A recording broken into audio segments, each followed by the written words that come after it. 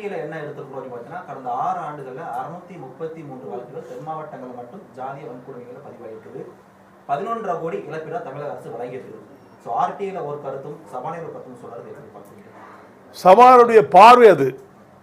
நீங்கள் சொன்ன மாதிரி ஆர்டிஐயில் இவ்வளோ வழக்குகள் இருந்து போட்டு 11 கோடிக்கு மேலே கொடுத்துருக்காங்கிறது உண்மைதான், இல்லைன்னா சொல்ல.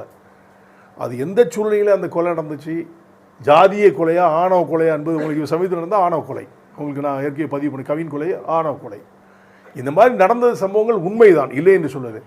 அவர் எந்த ஆங்கிளில் அதை சொன்னார்னு அவர்கிட்ட தான் நீங்கள் கேட்கணும், நான் சொல்ல முடியாதுல்ல.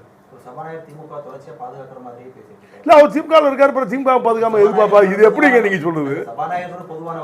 அப்படி இல்லைல்ல, ஒரு அரசியல் கட்சியில் சபாநாயகரை பொதுவானவரை போடுறாங்க, யார் வின் பண்ணுறாங்களோ அவங்கள ஒருத்தர் தான் போடுறாங்க. அப்போ அவர் திமுக தானே.